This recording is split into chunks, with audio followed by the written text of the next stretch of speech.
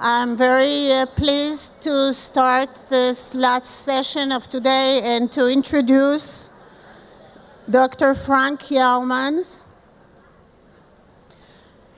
Dr. Yeomans is a clinical associate professor of psychiatry at the Wales Medical College of Cornell University, director of training at the Personality Disorders Institute of Wales, Cornell, adjunct associate professor at the Columbia Center for Psychoanalytic Training and Research.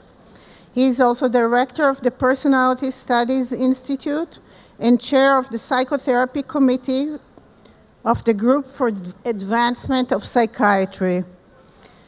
In 2012, he was made an honorary member of the American Psychoanalytic Association. Dr. Yeomans has authored and co-authored numerous articles and books on borderline personality, including a primer on transference-focused psychotherapy for the borderline patient and psychotherapy for borderline personality focusing on object relations. So I'm very pleased to welcome you here, and we are very fortunate to have you. First, thank you, Hannah. It's a wonderful opportunity to be here in Israel. I want to thank the organizers, especially Perry Hoffman, Maya Oran, and all the people who put this together. I did want to check, since I think whatever model of therapy one comes from, one adheres to the basic adage that lack of structure causes anxiety, and knowing the structure helps us stay calm. So, since we're starting this session 15 minutes late, should I just talk fast? And we'll stay with the time of ending at 2:30? No, I guess yeah. Or should we extend it to 2:45? I don't know what's that? Thank you. We have good validation here. And as you'll see, there are many common points among the different approaches, but also many points of difference. And I do have an organized presentation, but I couldn't help but want to comment on the last part of the morning, because I think this demonstrates one of the differences in approaches. And I'd like to make reference to one of Otto Kernberg's early books called Internal World and External Reality. And in our approach, the transference-focused psychotherapy object relations approach, we really appreciate the power of the internal world and how it influences an individual's experience of reality. And from what I understood there, Alan was trying to reassure the patient that this was a safe place. In our approach, we would want to know what made it a dangerous place for them. Just to give you an extreme but real example, one of my patients who had already been in therapy for a year or two and was struggling a great deal with issues of trust. In our terms, it would be a typical paranoid transference. If I get close to you, you'll hurt me. And she was developing a little trust and then doubting. And one day, she came into a session and she said, "I've decided once and for all, I can't trust you, you're dangerous." But it's serious. It kept her from having any intimacy with others in her life. So what we do, we explore whatever might trigger that reaction, whatever event or fact or perception the person might have that would lead them to that conclusion. And we like to work in the here and now. So I said, well, tell me, what do you see in me? What I said, what am I saying? What am I doing that would lead you to the conclusion you can't trust me? She said, "You don't give any sign I can't trust you. That's why you're so dangerous." And she was sincere. And from my point of view, that was an example of the power of the internal world over the external.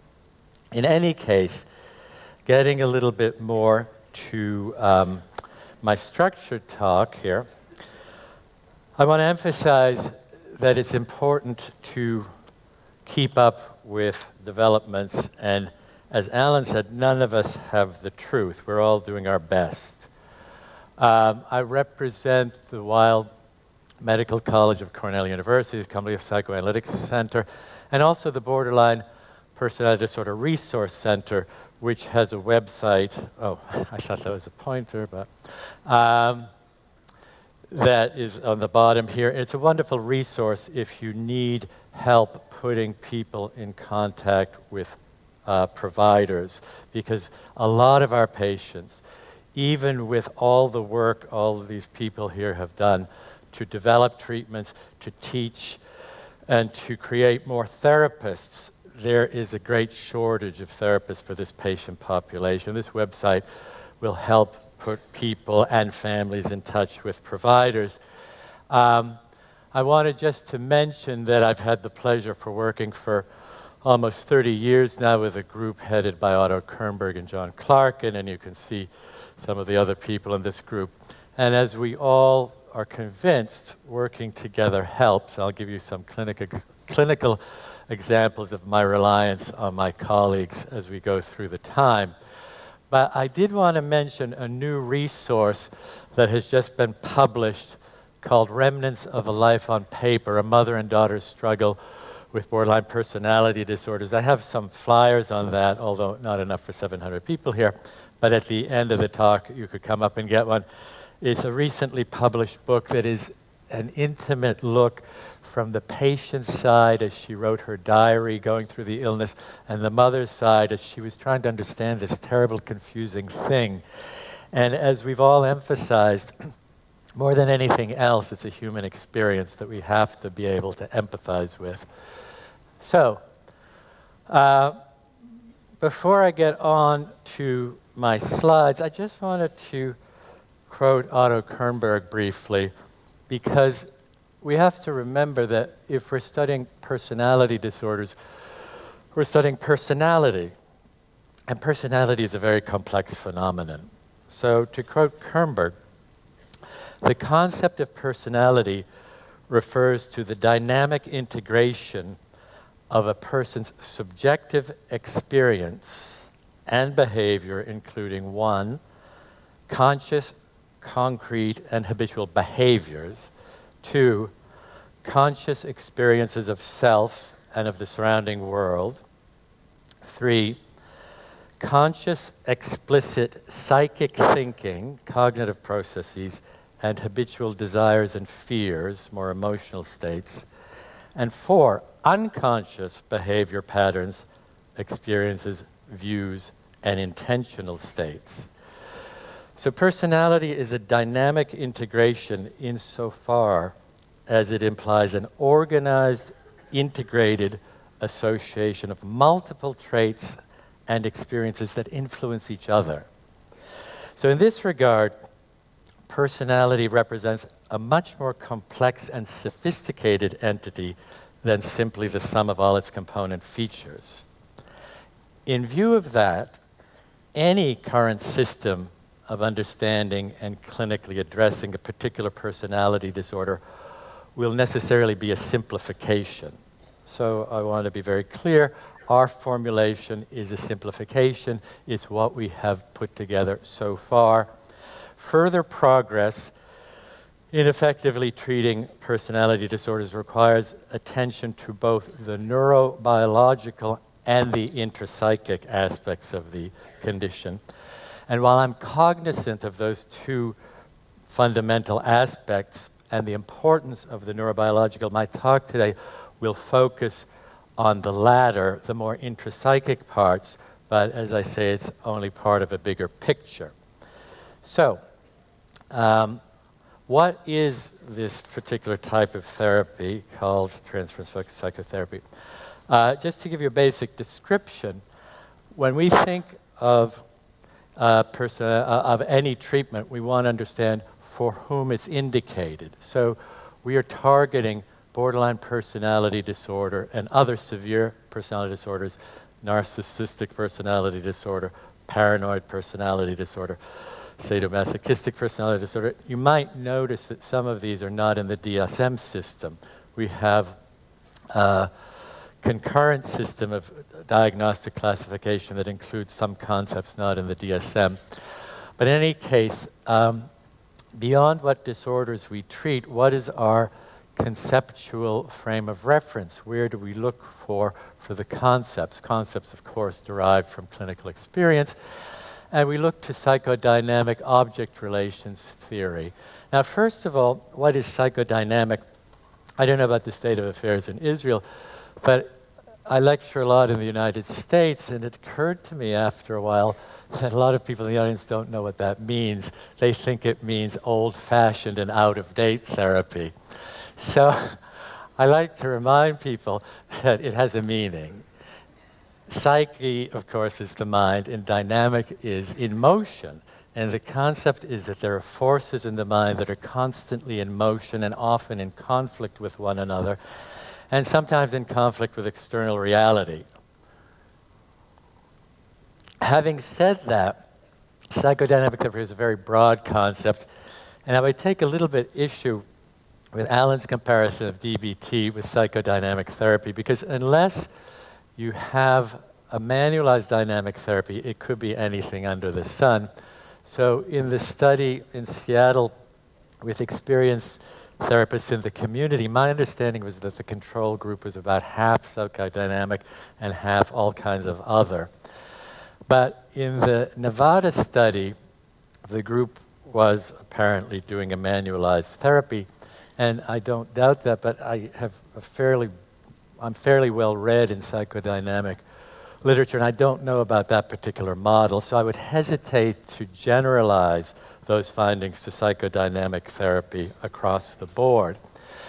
And in fact, one of the challenges for the Kernberg group was to manualize psychodynamic principles, because as much as I love psychoanalytic concepts and techniques, I'm not a psychoanalyst, by the way, but I am very persuaded by some of the ideas. The psychoanalytic literature is a little bit vague and unclear about the application of its techniques. So one of our initial tasks was to write a manual to try to help therapists organize their approach to the patient. Now, what do we think changes and how? As you'll hear me talk about, a central concept for us is a fragmented identity or identity diffusion, a sense of self that is not coherent. So, although there are a lot of other factors involved, we talk about going from a fragmented sense of self to a coherent one through reflection of the experience of self and other in the moment. I'll, of course, clarify that as we move along.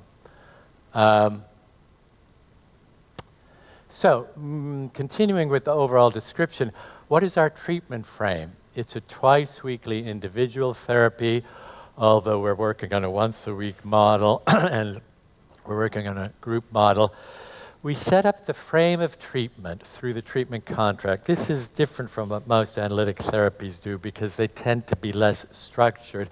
But one of the things that Otto Kernberg did was to realize that bringing borderline patients into a pure analytic setting was not a good idea. In fact, I think that's why analysis has a bad reputation among many borderline patients, because if they had an unstructured analytic therapy, it probably went in a bad direction. So we are very focused on setting up the treatment structure.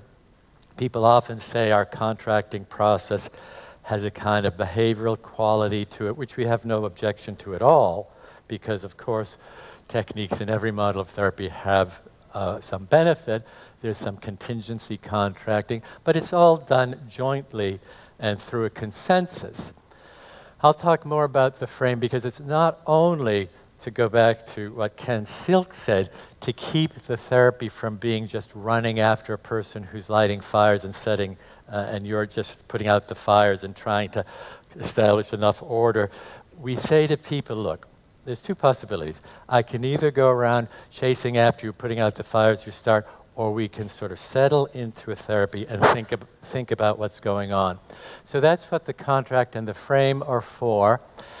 But also, as I'll give you some examples of, the frame can actually hasten, speed up our ability to understand dynamic issues.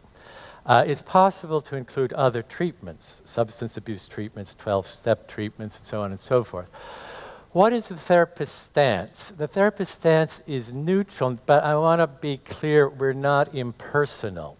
Neutral doesn't mean you're a New Yorker cartoon analyst who just sits there and says, uh-huh. We're quite human with our patients. Some of you had a chance to see a video of a session yesterday. I think people saw that. We're neutral in relation to the patient's struggles within themselves. In other words, we try not to take one side or another of a struggle that the patient is grappling with, because we think they're going to grow more if we help them deal with it rather than us take on part of their conflict. I'll give you some examples of that as we move on. And the overall treatment technique is to set up a safe frame to contain affects. That's so important. That's something that I don't think is appreciated enough, although from what people have been saying this morning, I think there's a greater and greater appreciation of it. Ken kept emphasizing that, and I'll give you a couple of examples. Containing and increasing awareness of intense affects that so flood the person's subjective experience that they're unnameable. They're just a raw experience. But we also go on to interpreting contradictory self-states and views of others, and that's one of the ways in which we differ from mentalization therapy, where at the beginning phase we have a lot in common. Peter Fonig and Anthony Baseman are very wary of interpreting with borderline patients, but we find that if you go about the interpretation process in a very particular way, it can be useful, and our research has supported that since our work was correlated with an increase in reflective functioning. So let me give you just a simple version of our core concepts. Our focus is on identity and the interaction with temperament. We all know temperament is a crucial part of personality, and from our point of view, character and personality style are what develop from the interaction between temperament and environment. So in someone with a borderline disorder, and when we say borderline, we consider a whole range that Kernberg describes as borderline personality organization that includes narcissistic personality, histrionic personality, and some others. We're talking as the core problem about this sense of self and others that is fragmented, not coherent, it's discontinuous, it's distorted, and in an ironic way, it's both intense and superficial at the same time. So there's a difficulty reading others. Whenever any of us have a new experience, our appreciation of the experience is a mix of what we bring from our internal world and put into the new encounter, and the data we're taking in from outside. So whenever I meet a new person, they almost always call up recollections in me of people who seemed similar, but as I get to know them, hopefully the data I'm taking in from them corrects any distortions I might have had about who they really are. But as I said in my initial example about the patient who said, I can't trust you because you don't give me any sign I can't trust you. With borderline patients, there tends to be more of a flooding of the external situation with the internal reality at the expense of external reality. So when we talk about reality testing, it's not in that very black and white way where if you're thinking about psychotic illnesses, if a patient comes in and says, I know you're not Dr. Yeomans, I know you're Napoleon Bonaparte, that's poor reality testing. But we have patients where the reality testing is more subtly defective. The patient who might come in and say, I know you're Dr. Yeomans, but I also know your only interest in me is the money I pay you, and don't try to tell me otherwise. So there's kind of a partial reality testing, but a distortion toward the paranoid side of things, unless I were like that, which I hope not to be. But I think it's fairly obvious I'm not in it for the money, or I would have become a banker. So in any case, because of the discontinuity of the self, there's a lack of continuity over time. People don't build up a sense of self, a sense of life. And part of our work is helping the person to reestablish, or establish perhaps for the first time, a coherent life narrative instead of a choppy, discontinuous one.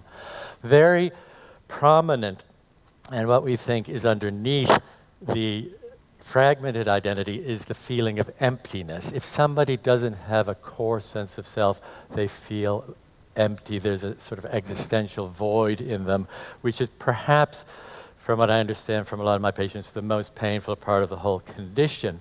There's a difficulty sitting with affects, just being in the presence of strong affects, and there gets to be a vicious cycle where the person's internal reality can actually create around them the very things they fear. Like if you're having coffee with someone for the first time and you're 5 minutes late, and they say, you know, what's wrong with you? You're 5 minutes late. Don't you have a watch? You know, I've been waiting here, and you're really an annoying person because you kept me waiting. And you know, if I weren't a therapist, I might say to myself, I don't think I'll have coffee with this person again. So I would become the rejecting person that they feared I was, even though I might not be that person to begin with. So there's a way in which internal reality influences external reality and creates vicious cycles. We try to interrupt those with the therapy. So we look for identity consolidation. This isn't just teaching somebody who they are, it's getting over resistances to integrating parts of themselves. I'll talk about that later. We try to help someone develop more adaptive defenses. What are defenses? They're psychological means that people develop to deal with stress and anxiety. Life is a very difficult proposition, and as I said, we're all subject to different forces within ourselves, urges and prohibitions to the urges, and we can develop defenses to contain our anxiety. It just happens that borderline defenses tend to be rigid and not very adaptable. Sometimes I think mental health can be summarized as the ability to successfully adapt to the situation you're in. And of course, we know people with major personality disorders are very rigid, so they don't adapt well, and we're trying to help them get more flexible.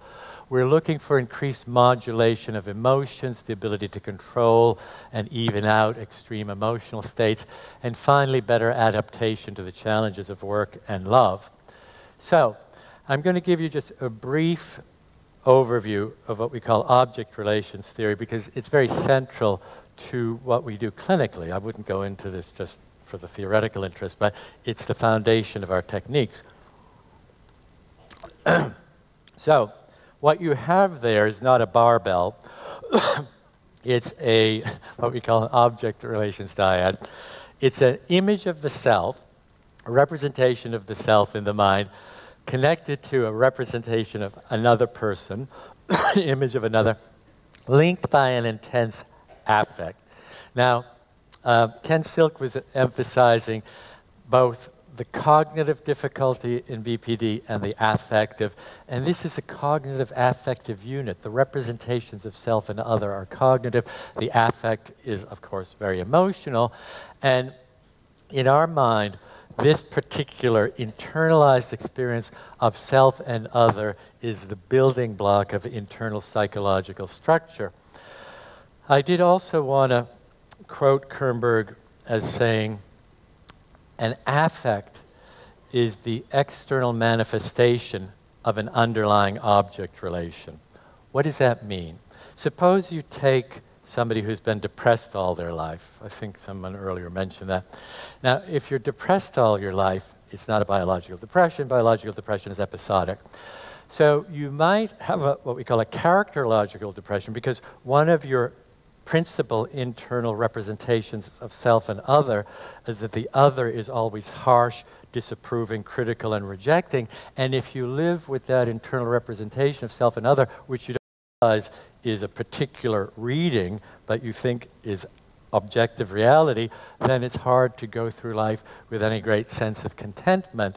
So we try to set up a treatment setting in which these internal dyads become activated and are experienced as the reality with us, so we can then observe them and engage the patient in observing to question and wonder if they're as accurate as the person thought. In any case, in the, when we talk about these dyads, as I said, they're internalized relationship patterns. They're not exact representations of what happened growing up. We always talk about the fact that there are representations of pleasurable states when the child or the infant was caressed and fed and nurtured and kept warm. So it's kind of like being in heaven. All your needs are provided for. But at another moment in time, there's deprivation. It doesn't mean there was an abusive mother. She might be dealing with another child or for whatever reason wasn't there. But for an infant who doesn't have the sense of continuity over time, or what we call object constancy, at that moment of deprivation and pain that isn't being attended to, the world is hell. You're suffering, and you think the person who should be there and isn't is causing the suffering. So we are always talking about the ideal dyad and the persecutory dyad. And we emphasize that these are not literal representations of what happened, but as this slide says, they're modified by fantasies, internal desires, internal urges, internal impulses and drives. So they're exaggerated as they exist in the mind. Now, we find that these dyads have a huge influence on how the mind processes interpersonal information. It determines how one perceives oneself, to oneself, and also in relation to others. So a typical dyad we often find when we start with new patients is the abandoner, abandonee dyad. For example, a patient starts therapy with me, you know, we're having one of the first sessions, and I glance at the clock. You looked at the clock. Yes, I looked at the clock. You hate me, you want to get rid of me.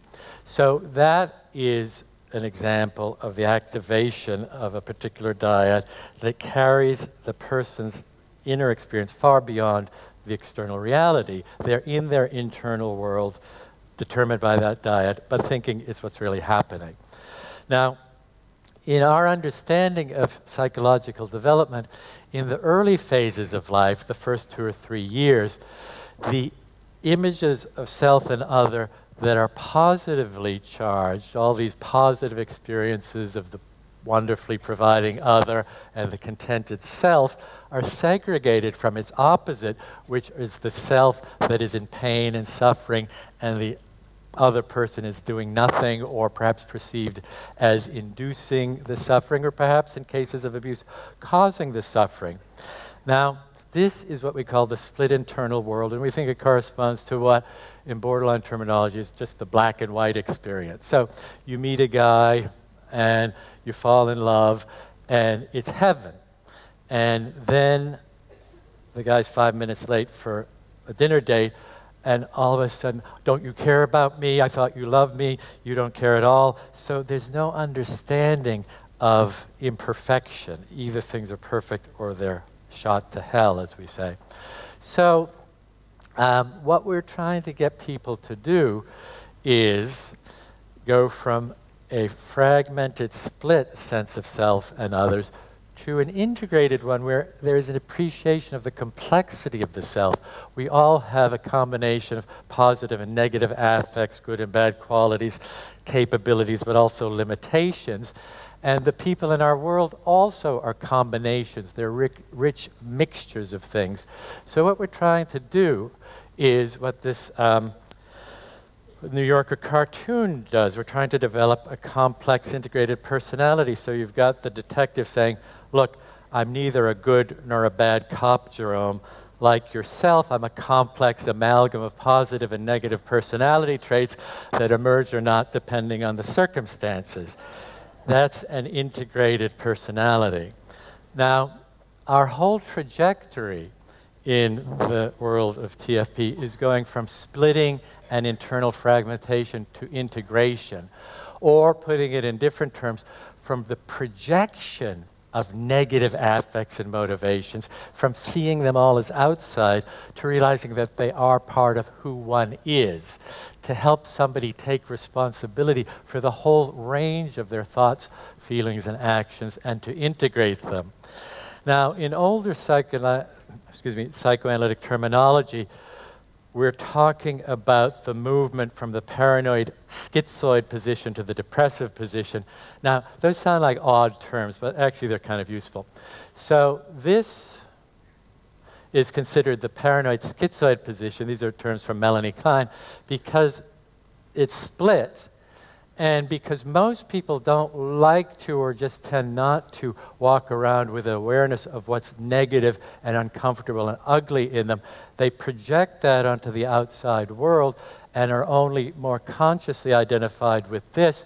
So it's the world that's threatening. It's the world that has all the anger and aggression. And in our understanding, people, in order to become whole, have to own their own aggression. They have to come to terms with it. This is something I've found that's different. We all talk about similarities and differences among the models of treatment. When I talk to colleagues who do DBT or MBT or schema therapy, they seem, from my interactions, to have a different concept of the anger and aggressiveness of patients. They tend to see it exclusively as a reaction to trauma. Now, I don't doubt that a part of it is a reaction to trauma, but in my understanding of the psyche, we all have aggressive drives. It's just a simple evolutionary fact. If the human species didn't have aggression, we would have ceased to exist a long time ago. One of Freud's most interesting works is called Civilization and Its Discontents, and it talks about how the evolution of societies has happened faster than the ability of the brain to evolve. So a lot of neurosis is what to do with these impulses we cannot discharge in a civilized society, and some of those impulses are aggressive impulses. And I want to say, I don't think aggression is always a bad thing. If it's sublimated, it can be put into very creative uses. It can be part of ambition, competitiveness. It can be very useful. So I think it's very simplistic to talk about all aggression is bad. And I want to emphasize that when we deal with patients, we try to help them come to terms with what is in them of that nature. So to go back to the terminology, this we call the paranoid schizoid position because of that projection of the bad stuff and seeing it as coming from the outside. And in her odd wisdom, Melanie Klein called this the depressive position. And if I want to be a little provocative, I say, so we can spend years of treatment helping somebody move from the paranoid schizoid position to the depressive position. And sometimes people will say, you really should stop saying that, because people are not going to sign on for a treatment where the goal is to be depressed. But I want to explain to you what we mean by the depressive position. It's actually very intuitively correct, I think, because when you get to this more integrated position, compared to what preceded, what do you no longer have that you might miss? You're a big audience, I won't ask questions. If you want to have an integrated self, you have to realize there's no perfect object and there's no perfect self. You have to abandon the goal of finding the ideal, and there's a mourning of that. I think we all grow up believing in ideals. I remember the day I figured out Santa Claus didn't exist. That's a big loss, because it's nice to think there's a guy who likes nothing better than just giving you things. So I'm speaking in a sort of joking way there, and I'm not trying to be too cynical, because we can certainly maintain a belief in ideals, but it's better to find your ideals through spirituality or through art or through philosophy and ethics. But if you think you're going to find the ideal in the person you choose for a partner, you're in trouble. And similarly, if you think you have to live up to an ideal standard, you're never going to feel good about yourself. So one reason this is called the depressive position, you have to realize we're not going to be or find the ideal. But the other reason we call this integrated position the depressive position is because in the split world, when you project the aggressive, angry side of things, you are more sure of your own goodness. So I will give you the example of a patient of mine, and the point here is that once you've come to terms with your aggression, there's a guilt and a remorse that you have to be able to deal with, and therapy can help deal with that. But there was a patient of mine who started therapy in a very rather extreme way. She'd made many suicide attempts, had many hospitalizations, and one of the many symptoms was that she used to beat up on her husband. She would beat up on him so much that he sometimes had to call the police to stop her from beating up on him. But she never felt she was doing anything wrong because he'd forgotten her birthday or something. And so she felt the victim of his being a bad guy, and the hitting him didn't mean anything except a logical reaction. So as she was getting better, just so you'll understand the quote, there were also a few times she was a little difficult in sessions, like one day she took my briefcase and threw it across the room, and one day she cut her wrist in my office. But in any case, when she was beginning to get better, she said, I can't believe the things I used to do to my husband and to you and think they were totally justified. It's just horrible to think about those things. And that's the awareness, that's the taking back of what was projected. But it's very helpful to normalize these things and say, you can be angry, you can be aggressive, but it's better to be aware of it. Then you have control over it, as I'll say a little bit more about later. But the other thing this lady said that was interesting was she came in after a couple of years of therapy and said, you've helped me a lot. I get along with my husband now. I kind of like the guy. You can tell it wasn't passion.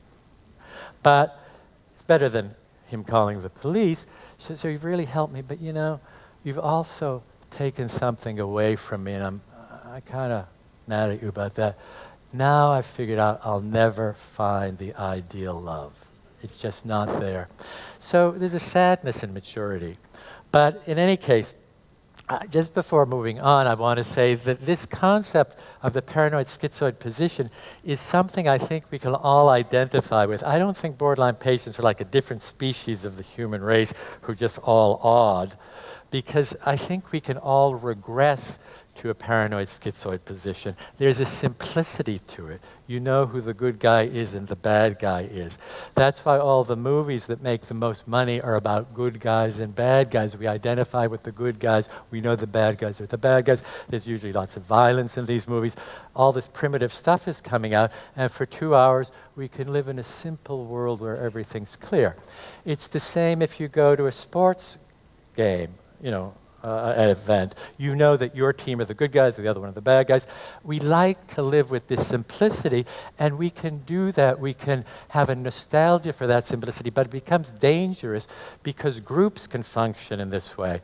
Even if individuals may be more integrated, when you get groups together, they can start thinking like this, and that's the horror of fundamentalism. Fundamentalists think we're so good that we can destroy others in the name of goodness. It's totally insane logic, but it's what happens when people kill for the sake of their beliefs. So I don't have to tell you here how dangerous this kind of fundamentalist thinking can be, and how I think it helps to try and think of these in terms of what is an integrated, mature psyche versus an immature one that can cause all kinds of havoc in the world. And on a bad day, I think perhaps the world functions more on a paranoid schizoid level than on a mature level. But I will get back to talking about patients. So the evolution of the treatment I've discussed. Now, how does TFP help people change in terms of the functioning of their mind?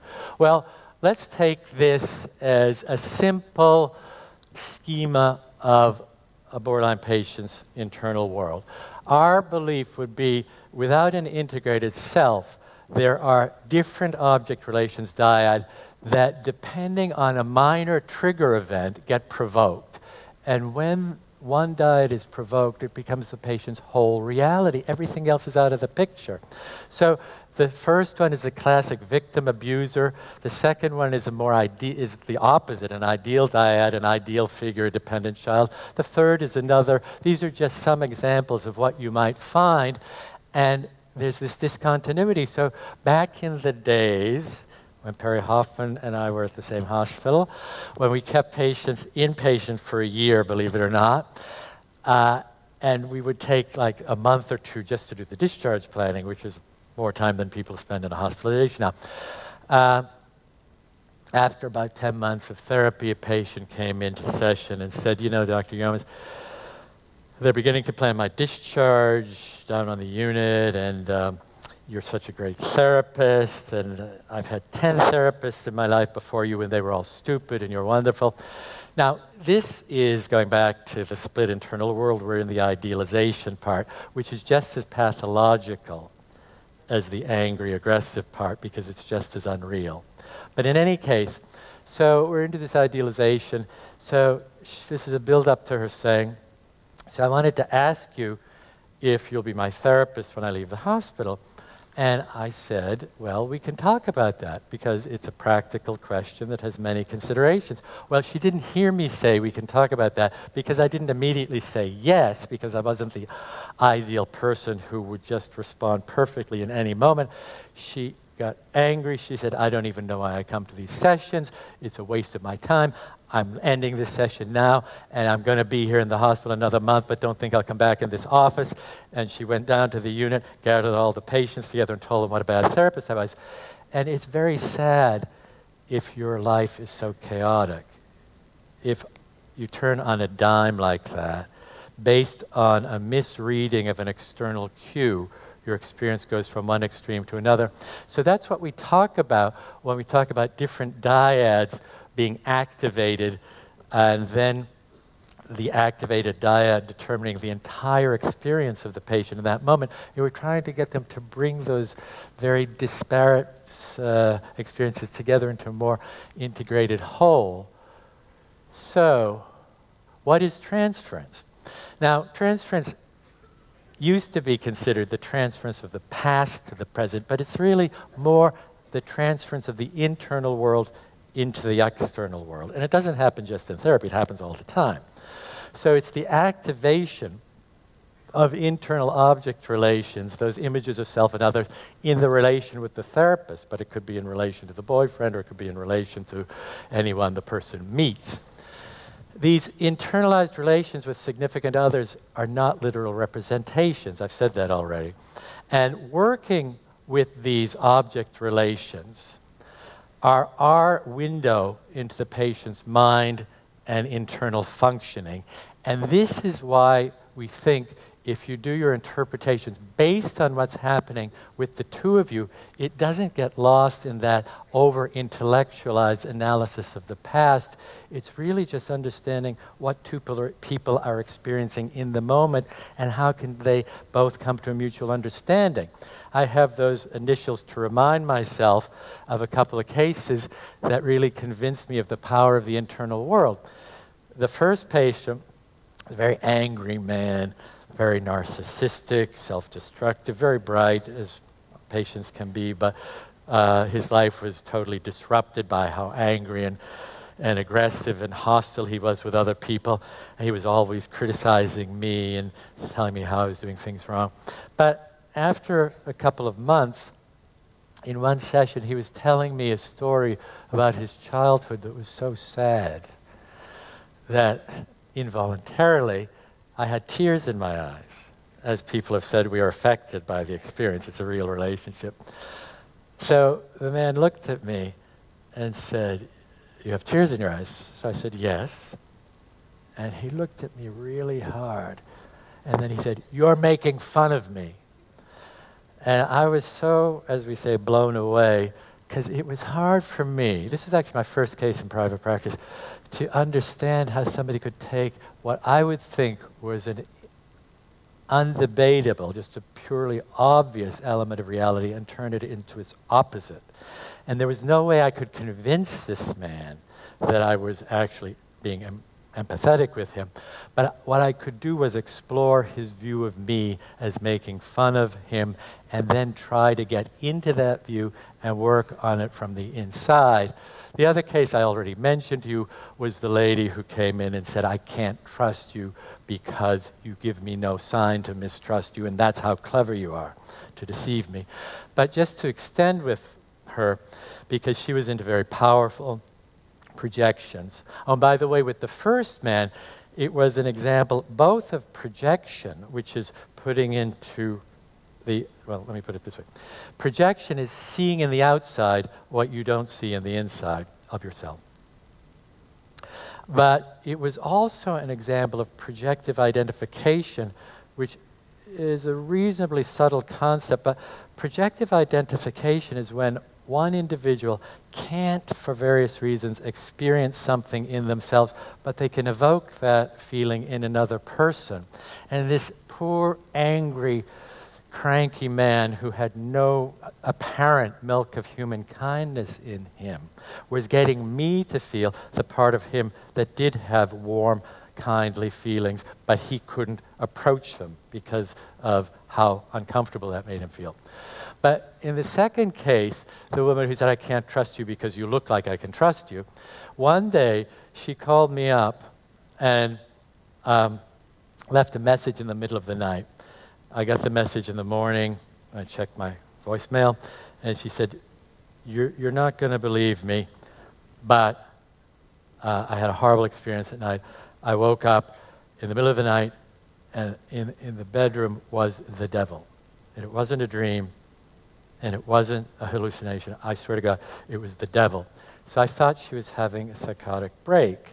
And it gets back to what Ken said about the border with psychosis. So I called her up and said, why don't we have a session today? And then she came into the session. I was wondering, do I have to start antipsychotics, hospitalized, whatever. She comes in, she said, I didn't tell you the whole story. And I said, well, what's the whole story? She said, I did see the devil in my room. The devil was there, but the devil was you. You're the devil. But, I mean, it sounds funny, but it's sad. So I could work with that. It wasn't a full-blown psychosis. It's what we call a psychotic regression in the transference, where the feelings were so intense it caused this massive distortion, but we could work with it. But Perry asked us to say why we work with the particular model we work with. I find these events very compelling. So our basic strategy is to tease out these internal relationships to help the patient gain and tolerate awareness of internal parts that they don't consciously know about and integrate it into a coherent whole. And then we generalize the experience to other relationships. So what do? We work with what's going on between us. We observe and bring to awareness these internal representations as they seem to be happening. I already said the affect is a manifestation of an underlying imagined relationship. And we try to bring the perception and the ability to reflect together. So what does this do? Oh, am I going forward or backward? Oh, okay. This is where I wanted to get to. This brings us more into a clinical situation. What this slide shows as a whole is the patient's internal world. Each one of these dyads, a self-representation combined with an object representation, is something that's in them.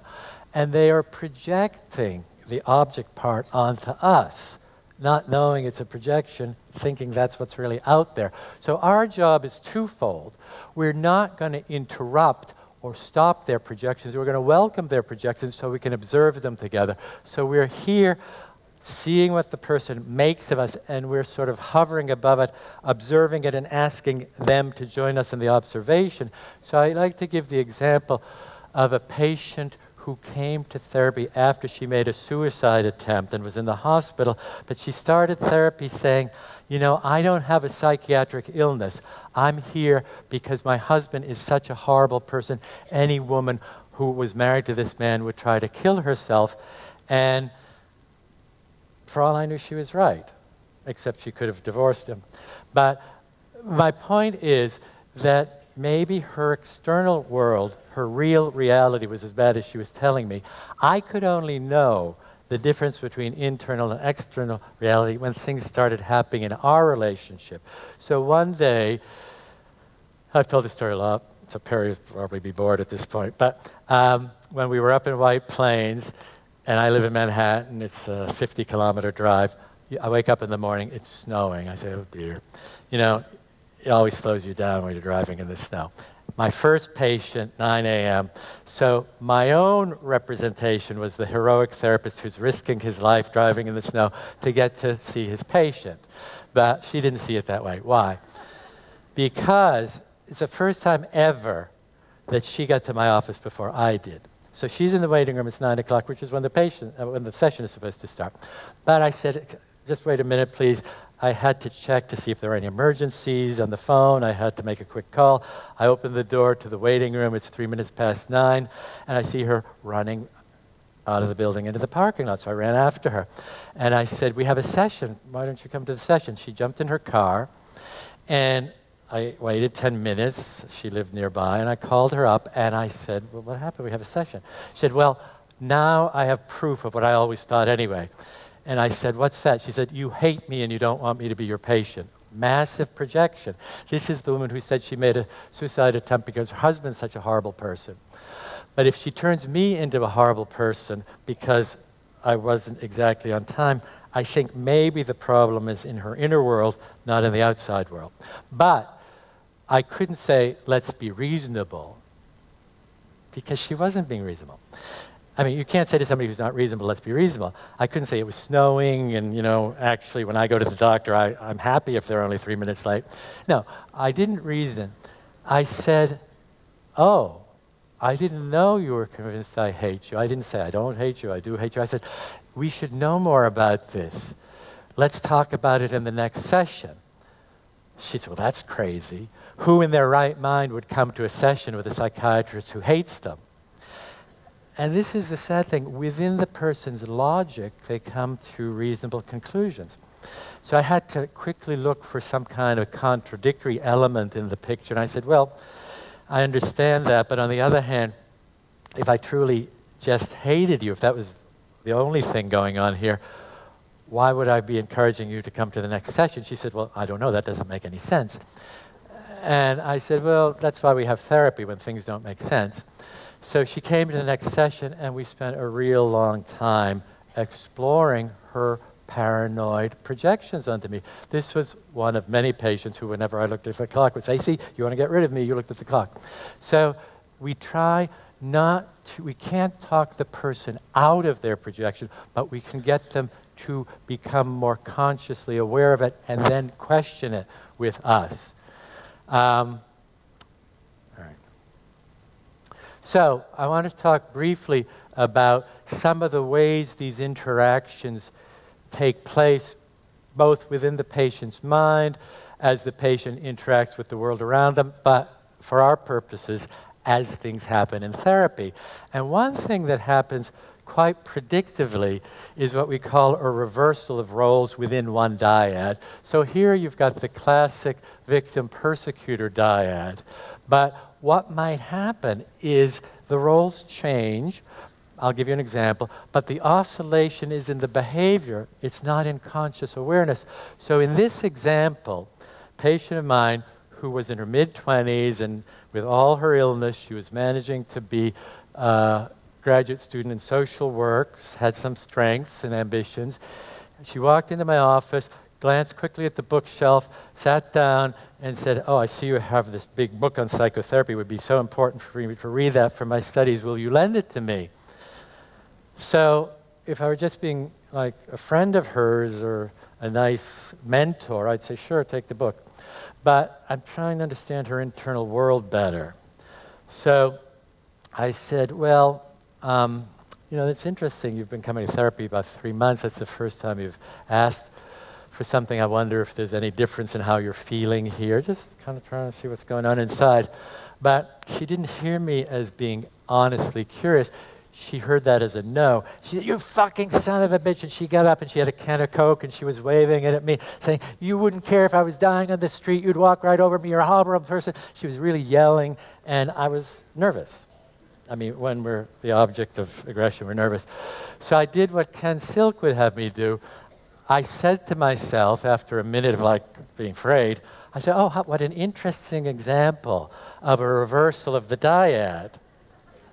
So my conceptual framework could help me think again. Because as we all know, when you're too anxious, you can't think. So I said, oh, here we go.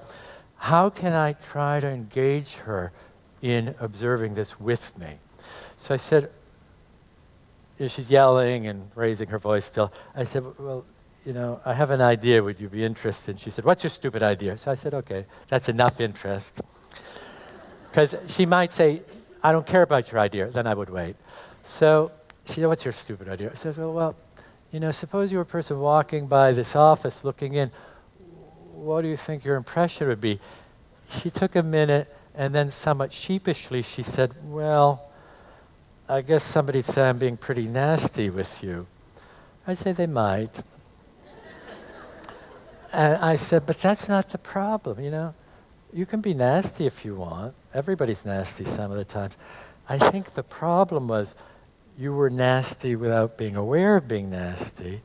And if you're not aware of it, it controls you. If you're aware of it, you can control it. You can decide when to be nasty, when not to be nasty. So that's one of the ways we try to extend the awareness of the person. Then, before I get to the next, I want to give you a little bit of a more sophisticated example of what we do. This dyad is a more typical narcissistic patient where they are the victim of harsh critical judgments. Everybody's judging them. So, and they're usually depressed because life is a world of being judged. So the initial transference is patient experienced therapist as judging harshly. But before you know it, you find you're being judged by the patient. But they don't see that as being harsh and critical, but you can try to wonder about that with them. Then you can assume that what's going on between the two of you goes on with the rest of the world. They're experiencing the outside world is very, very hard on them, but in a way that's usually less conscious, they can be very hard on the outside world. But ultimately, we want people to understand this whole drama is going on within their own mind, but they don't see it that way, and they're playing it out with whoever happens to cross their path. So, I wanted to mention another way in which these dyads can interact, and we should be aware of that in terms of our clinical work. And that is when one dyad defends against its opposite. Now, I haven't had time to tell you about when the work gets more advanced, but usually people start out therapy, not always, in a paranoid transference. Suspicious, wary, expecting to be hurt. And that can hide the idealized part, the wish for a perfect caretaker. Now, the reason I say we haven't gone into any of the more advanced parts is therapy can get really interesting when it evolves, and it does not in every case, but in some cases, from the patient saying you're the devil to the patient saying I'm in love with you. And what's ironic is that all of our students, after months of saying, I don't know what to do, this patient thinks I'm a horrible person, I'm not really a horrible person, then they come and say, it's even worse, they're in love with me now. That can be worked with. It's very important to work with. As people have said, there's an intense emotional exchange in these therapies, but it's all kept within and reflected upon. So in any case, that's a little diversion. What I want to talk about now is how you deal with evidence of both parts of the internal world. And I'm going to give you the example of that patient who came in and would beat up on her husband. When she started therapy, she was very negative. Everybody's rotten. I hate the world. I can't trust anybody. I'm only here because I do stupid things that leave me in need of interacting with others. I cut myself. I take overdoses. Because of that, I have to interact with others. I want you, because you're supposed to be a specialist, I want you to help me stop these things so I can live in a little cabin in the woods. Well, that's not what they told me at the beginning. That's not what they told me at the beginning when I asked about the structure. Anyway, I'll do my best. So she's in this very negative transference. So what happened was, we meet for a few months, it's all, you're not any good anyway, and I thought you were supposed to be better than other therapists. So we're dealing with negative affects. And after a few months, I say, oh, by the way, I want you to know in 3 weeks I'm going to be away. She says, who cares, you're no good anyway. So we're still here. I go away, I come back. A few months later, I say the same thing. I wanted you to know I'll be away in a few weeks, expecting, because I'm very slow to understand things, the same reaction. But instead of saying, who cares, she got very dramatic and said, you can't go away, and if you do go away, I'll kill myself and it'll be your fault. So once again, I got anxious, and I needed Ken Silk's help. So to make a long story short, I want to say about dealing with the the suicide discussion. But after we put that in a frame, I said, but, I think we've discovered something very important. She said, what's that? And I said, for 5 months now, you've been coming in here telling me you don't care about anybody, but I guess it matters to you if I'm here or not. That's very important to know that you have some of those feelings in you. We're talking now about attachment themes. Almost all, because we've studied attachment in our patients, almost all our patients start therapy with an insecure attachment, usually a preoccupied insecure attachment. But this lady was so insecure, she was denying any attachment wishes. We weren't seeing this side of her internal world. It only came out then, and only then could we work with the big, huge conflict in her between being afraid of people but also desiring a relationship. So what we have is a negative dyad that is set in place, but there's a wall, the split, and here it's the loved child and the perfect caretaker. That is kept defended against. But we saw that momentarily with my patient. That came to the surface, but then it went behind the defensive barrier again. And as we looked at it, as these shifts took place and we could reflect on them, eventually the defensive wall gets more narrow.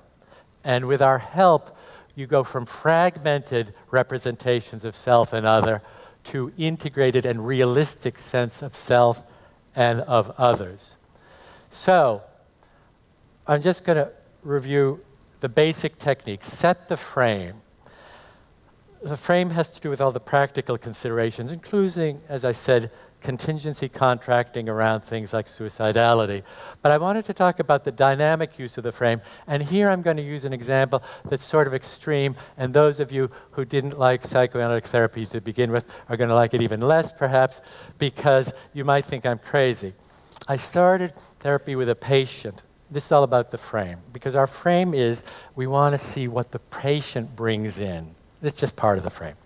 So this was a patient in her early 20s who was really very ill and very agoraphobic. She could hardly leave the home.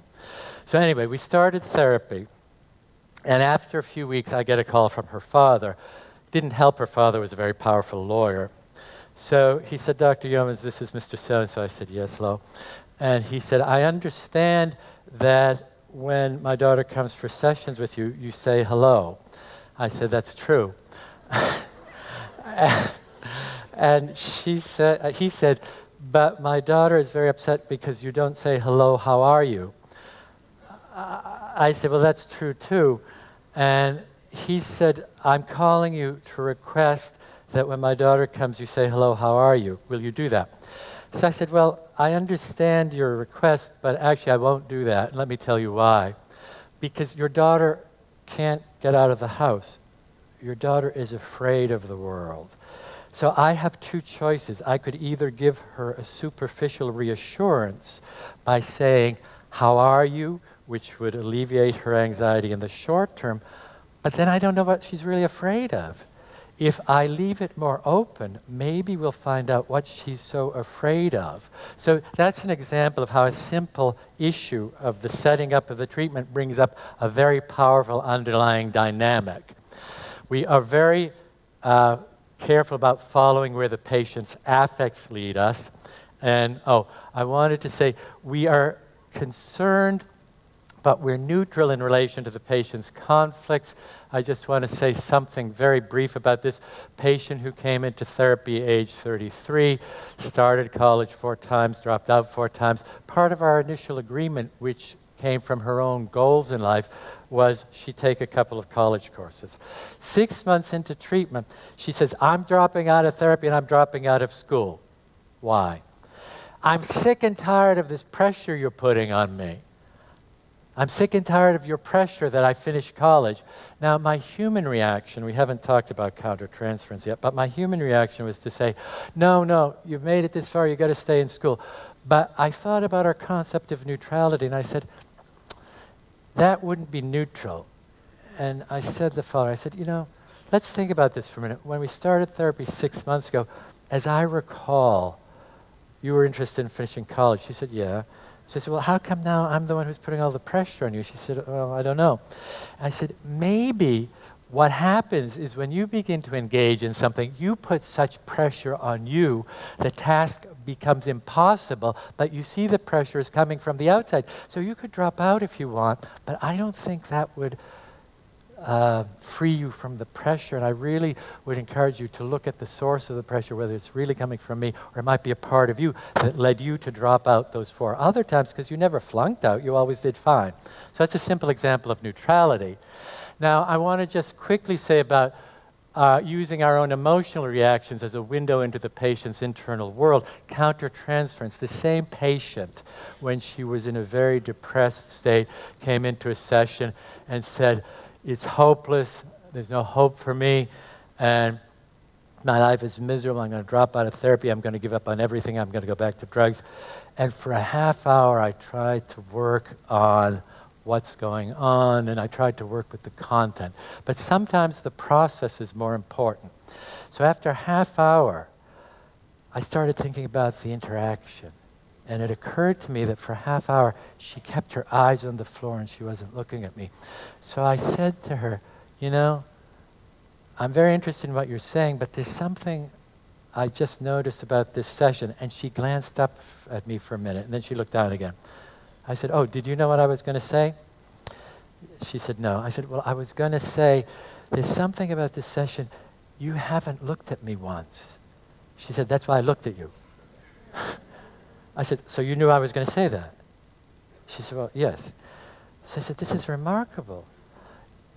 For a half hour, you've been saying life is hopeless because you're alone and can't be with anyone. But you're so attuned to me. You knew what I was going to say before I finished my sentence. What makes it hard for you to be comfortable with that attunement? So this is an example of using the countertransference to get at a level that's not in the words. So, in any case, we also use an interpretive process that I can probably save for the discussion because we have some very excellent questions. And let me see if I have anything else here. Oh, yeah, this is also going to lead into the discussion. The patient's initial experience of the transference is as raw affect. It's very hard to get an observing, reflective distance there. So, anyway, we'll talk more about that in the discussion. And So because of that, the patient can't use traditional interpretations that are like, this is this way because in the past that was. It's more like, what's going on now and how can we understand it? But I'm going to skip over some of these for the sake of time. But our interpretations are mostly about looking at the interaction, and I've given you examples. What would an outside observer say about what's going on here? Or how come now I'm the devil, but before I was your savior? We try to get people to reflect on the different states that we see. And is that the last slide? I thought I had another one.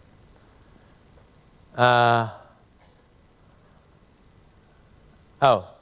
Yeah, I just want to end with a couple of quotes from patients. Oh, this one I already told you about. She's given up the ideal love.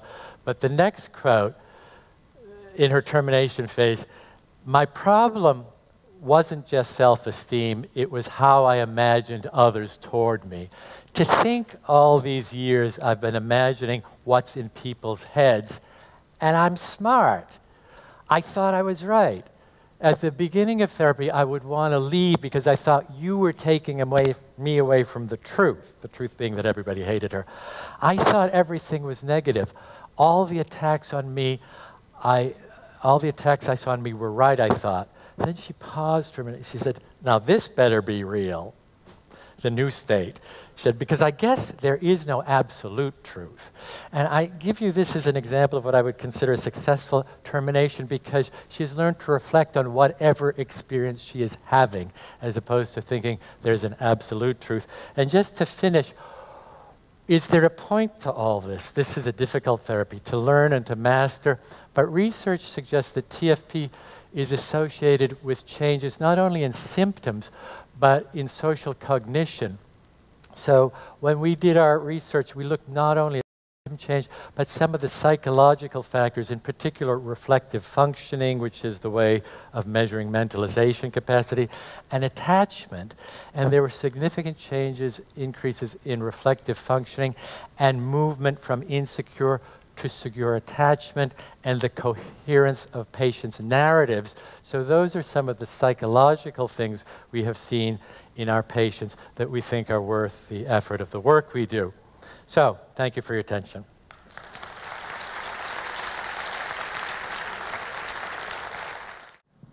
Thank you very much, Professor Yeomans, for such an enriching, mind-provoking talk.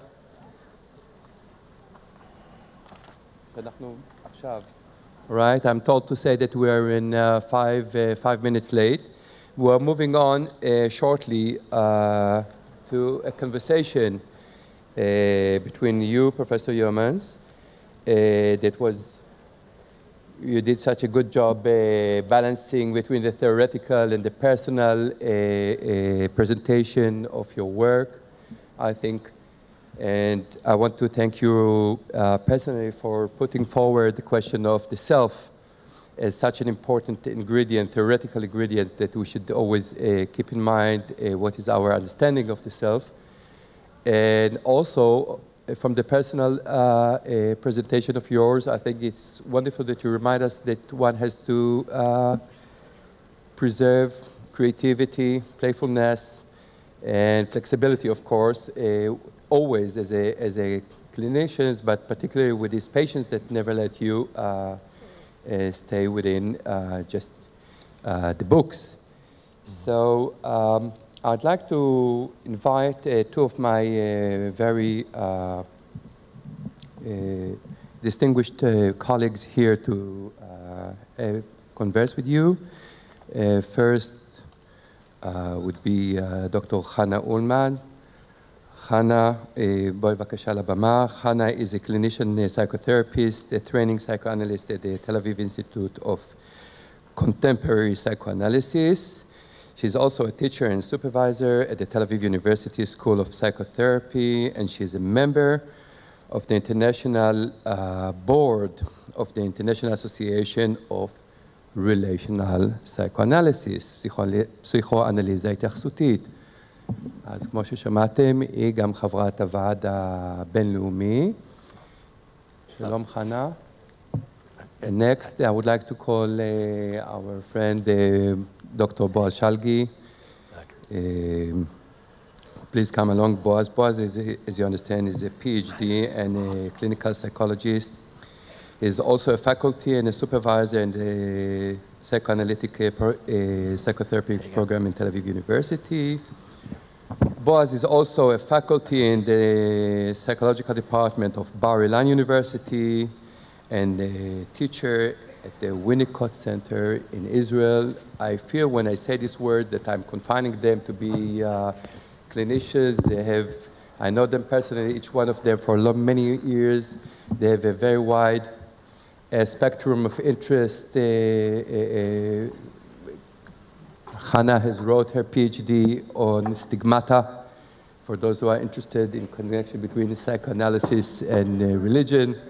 Oh. Conversion. Conversion, I'm sorry.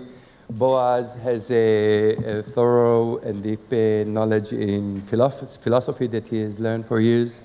Have you wrote your PhD on Hegel, or I'm mistaken? Yes. So please, I would like to ask you to stay a bit longer and get the chance to hear something more open from Professor Yeomans. Thank you very much.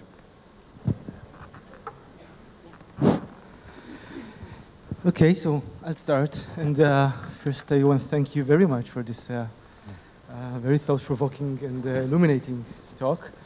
And it seems to me that the basic belief of TFP, which I wholeheartedly agree with, is that borderline conditions are rooted in disturbance of internal object relations.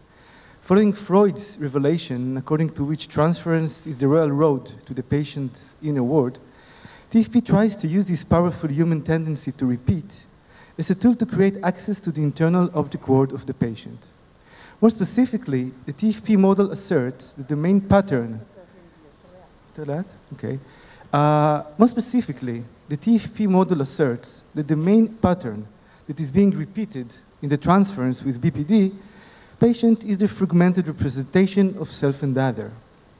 And as I see it through the method of clarification, confrontation, and interpretation of the patient's self and object dyad, as they're enacted again and again in the transference, the therapist tries to enhance the patient's reflective capacity, his or her ability to cognitively and effectively contain their contradictory experience. Now, this is for defining the problem, and I think that the TFP model is great in defining the problem.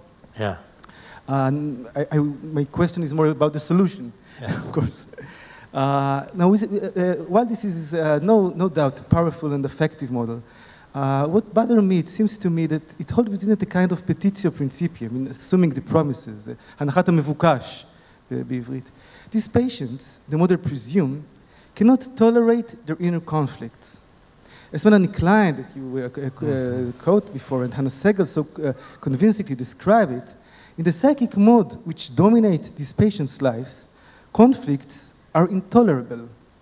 However, in the TFP model, it seems that the patient are being called upon to look, to acknowledge, to understand, and most importantly, to feel these intolerable patterns of experience and behavior.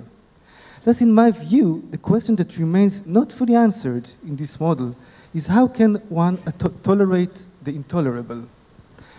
Stephen Mitchell called this problem the problem of the missing platform. We presume that the patient has a kind of an inner place from which he can listen to the therapist telling him about his tormenting pattern, and from which he can observe them.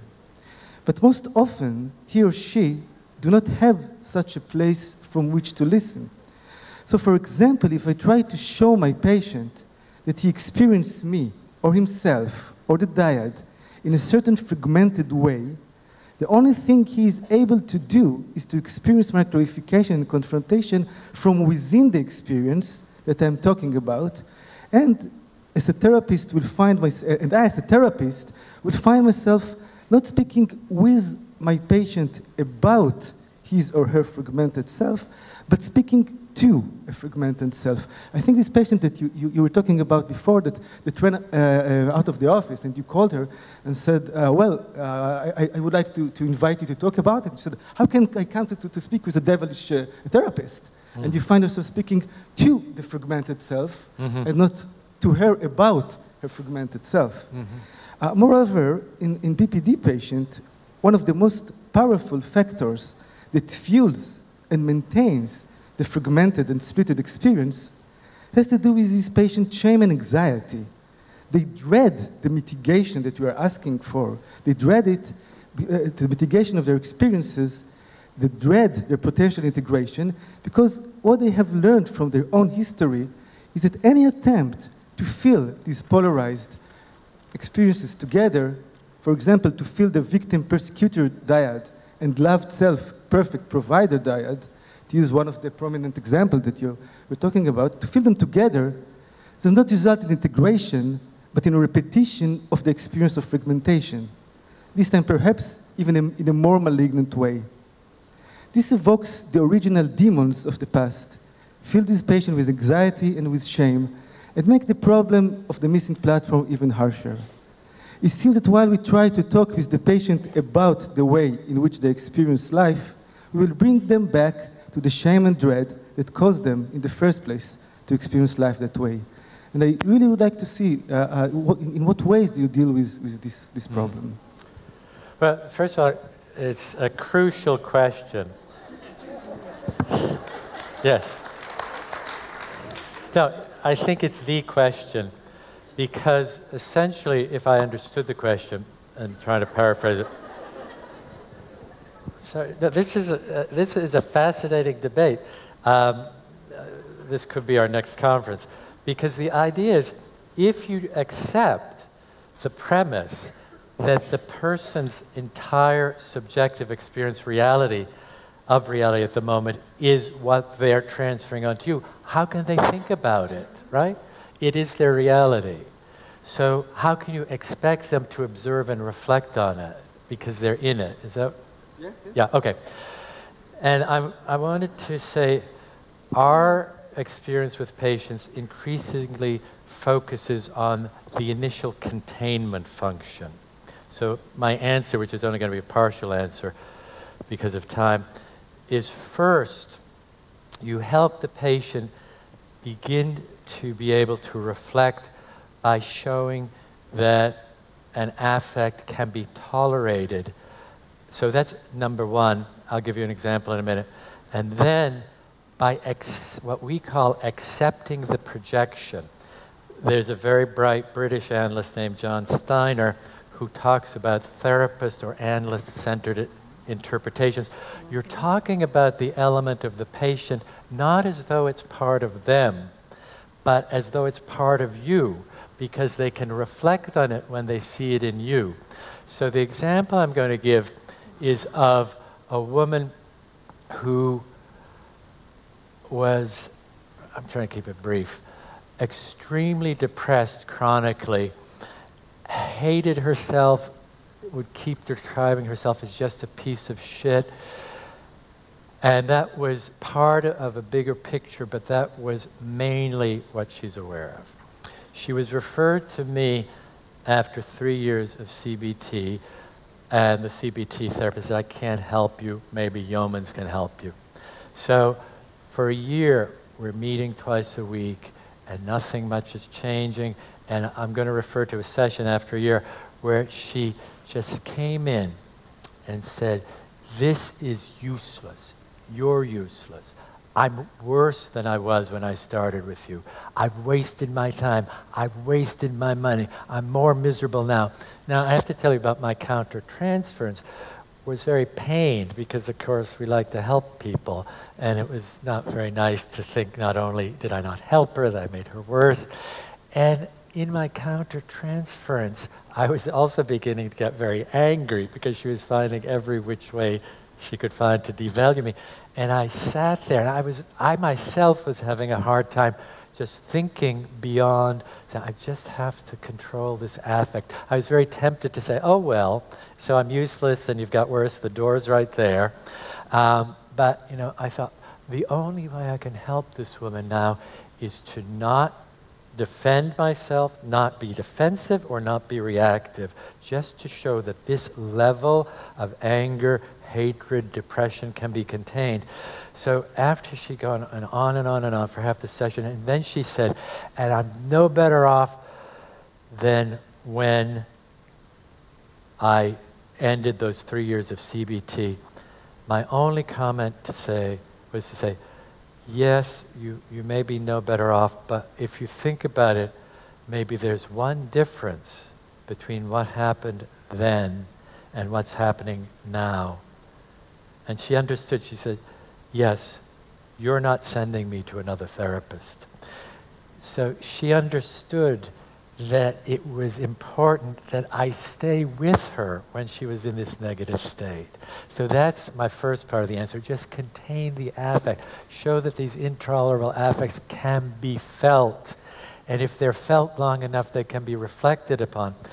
The second part is when I did get to more interpretive phase with her, she was a very depressed woman, but she was very narcissistic and devaluing, and every time I made an intervention, she'd say, no, that's wrong, that's useless. She would have these faces looking at me kind of with disgust. So eventually I said, let me do a little interpretation, starting with the here and now. I said, you know, I just wonder if you're aware that very often when I say something, you look like you're disgusted, and there's a kind of, maybe even a condescending dismissal of what I say.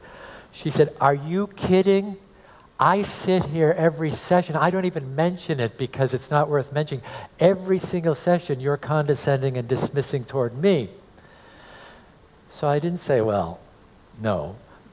I said, oh, well, tell me more about it.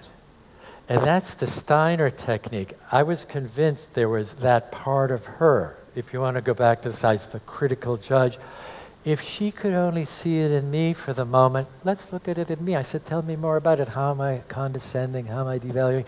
And as you explore this object, this part of the person's self that's in the room, but without saying, look, that's part of you, lady, accept it. You just say, okay, somebody here is really condescending and devaluing, let's talk about it. Those are the ways we find we can begin to get that observing ego. But, yeah. Well, I do believe this takes for a very interesting conversation, but let's first hear Hannah's thoughts, and then maybe we'll continue together. Yeah. Let me continue with what you just said. Yeah. It seems then that it's not only the interpretation. Yeah.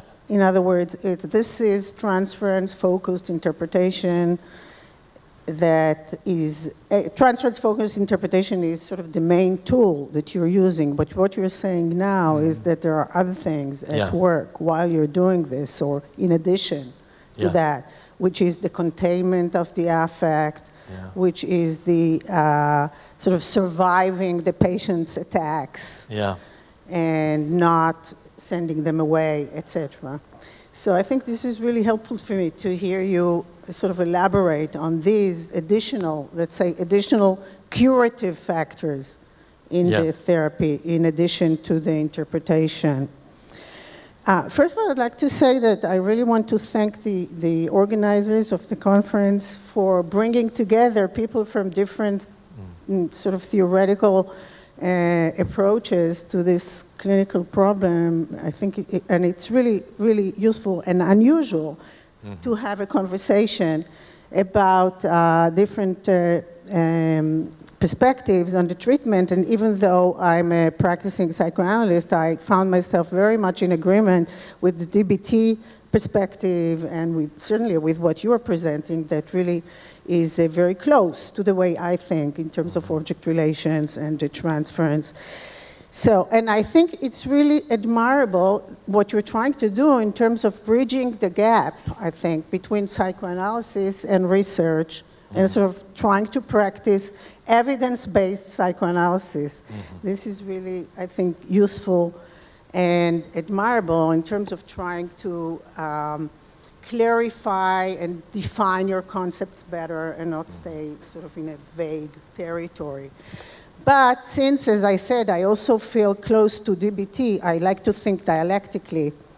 So I'd like to ask, what do we lose? Do we lose something? Or what do we gain? What does the patient lose from this narrow focus? Do we lose something from this relatively narrow focus on the, as you presented, the diets that can shift and the interpretation of the here and now?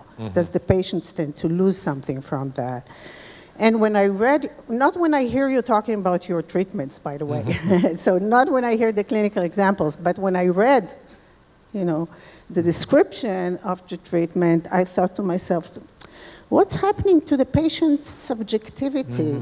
I mean, this is like an interpretation from the point of view of the analyst who knows what's going on and is neutral, as you said, and not part of the action. And it's like one isolated mind interpreting what's going on in another isolated mind. And I certainly agree that it's not helpful, like somebody said this morning, it's not helpful to have two chaotic people in the room. But I still am wondering about the neutrality and whether you can elaborate on that. In other words, we are not spared the violent and the sometimes sexualized, sometimes violent reactions of borderline patients. We're not spared in the sense that we are affected emotionally and we become part of the action. And I wonder how you acknowledge it, or whether you acknowledge that with patients. Whether we acknowledge what? That sometimes, yes, sometimes I was late, 10 minutes late. Yeah. And this, how do you take responsibility, or how do you acknowledge the places where you are part of the action and where your behavior contributes to the impasse or to the enactment or to the drama that's going on in the room? So. Well, another great question, and I'll give you an example from supervision, because I think our way of dealing with that is a very fine focus on attention to countertransference and neutrality. And it's really finding out, as best one can, and I agree with you, it's never possible to find out perfectly, what is the line between the internal world and a more objective external reality? Because none of us is ever 100% objective. But the example from supervision, a therapist in Australia, it's great with the internet, you can supervise anywhere. She was a dynamically oriented therapist, been working with a woman for 3 years. And the woman was not getting better, woman in her 50s, very depressed, very angry, very bad relations with her family, husband, children, somatizing, bitter, angry, depressed. And they were doing kind of a usual analytic, but a little bit more supportive analytic therapy. And then I think I'm going to get to your question with this, but one day after first of all, the therapist got into some TFP training and supervision, and she realized she needed to think more about countertransference. So what happened one day, the first time the therapist, it fits in with your saying when the therapist contributes, was 5 minutes late. She was in her office, and the patient knew she was in the office because the patient could see the light on, but she was dealing with an emergency. So the therapist opened the door, and the 50-year-old woman came in and said, "I can't believe you made me wait." And the therapist said, "I'm very sorry, I apologize, I was busy with an emergency. But you know how sensitive I am to things. This was horrible for me. You have made my day miserable today. You've ruined my day." And the therapist said, "You know, I am sorry, and I acknowledge that." But then the woman continued to say to the therapist how bad she was. And in supervision, the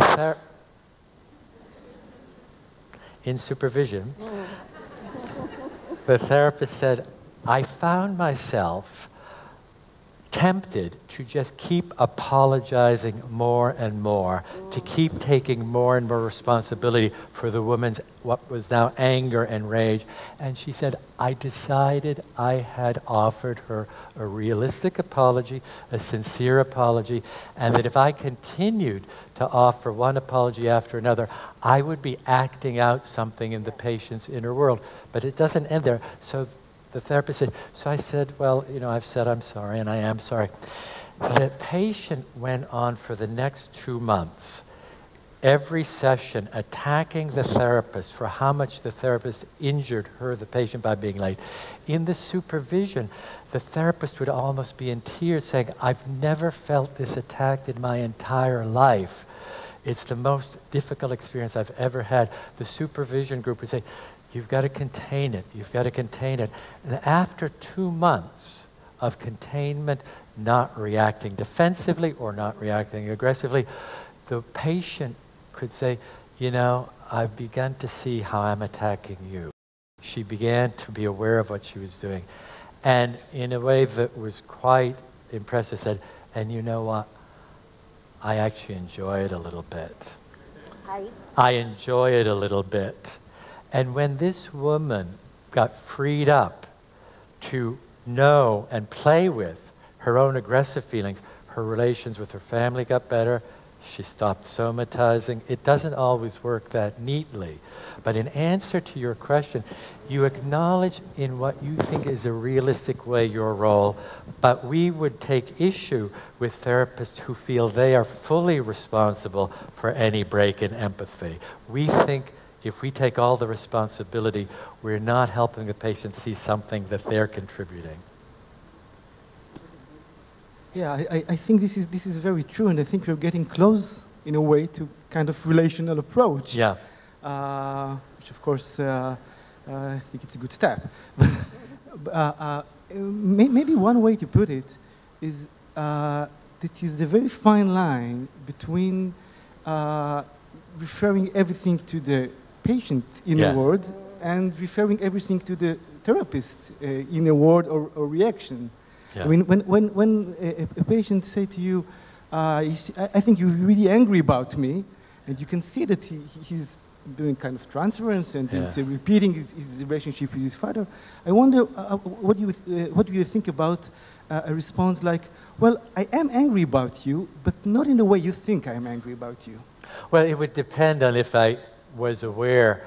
If I was aware of being angry, I would say, well, yes, there's some truth to that, but tell me more about how. I wouldn't say not in the way you see me, because I want to know more about the way they see me. So I said, there's some truth to that, but tell me more. I want to get the fullest picture you can give me. And then if it's very exaggerated and different, I might say, oh, so in your mind, that's all there is to my reaction to you, and I would question that.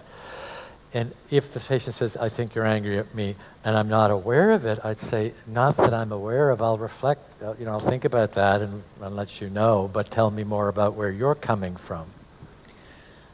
Okay, yeah, maybe I'll continue to another question. Yeah.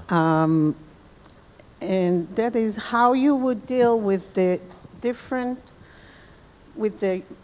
large variations in both in levels of functioning among borderline patients, and also in terms of specific histories. For example, we know that borderline, as well as other personality disorders, there is a preponderance of child abuse, sexual abuse, physical and emotional abuse in the history, and whether or not you think it's important to acknowledge the trauma or to find a way of working that into the interpretations. In other words, to what extent do you try to give the patient, you said something about a narrative, a continuous narrative. To what extent is there an opportunity for a narrative that includes the trauma as part of the interpretations? Well, it's an excellent question, but first of all, we try to make sure we've got the right diagnosis, because there is often confusion between PTSD patients and borderline patients. Now, well, at least in our country. So what we do in our assessment is to see if someone has a fragmented or an integrated structure. Now, a person could have PTSD symptoms, but with an integrated structure, but they have the startle response and the other symptoms of trauma, of PTSD. So we would not treat somebody as borderline simply because they have that symptomatology of a trauma patient. But anyway, that's not your question, I can see. So if somebody does have a history of trauma, I think the challenge there is, first of all, seeing the degree to which it impacted the patient and the limits or the extent of their awareness of it, but then to look at the ways in which it made it difficult, if not impossible, for them to assume, acknowledge, and integrate what might be their own normal or even healthy aggressive drives. So a patient of mine in one session said, I'd rather be dead than think I have anything in common with that horrible father who abused me. So I said, you just described your problem. you'd rather be dead than think you have anything in common with him. Now, you might have a little in common with him because you get angry. You might want to be aggressive with somebody, and that might be within the normal range of experience. But because in your mind, any aggressive affect is associated with an extreme and unacceptably abusive figure, you don't allow yourself part of the spectrum of human emotions that may be normal because your only experience of that affect is connected to a cognitive representation that's unacceptable. So you'll make that connection. And what I'm thinking about is more I see, and I think you're trying to get after the aggressive and the violent and the primitive representations that are still being enacted in the person's current, in the here and now. Yeah. And you're going after that. I think that's really important. I would also tend to try to be also a witness and not just an interpreter. I mean, trying to get the persons as a witness to whatever they've experienced that is also related to how they're in the present. But I agree, I agree that's a fact. Maybe we don't emphasize that as much, but I certainly would agree. Yeah. Okay. Are we done? I guess we're done. Okay, thank you very much. Thank you. Thank you. Thank you. It was good. I enjoyed that. That was a very good discussion. Thank you. Yeah, guess we just I would like to thank Hannah and Frank and Bועז for the interesting discussion. And hope that there is no negative emotional reaction about me looking at the watch and that we have to end the session today.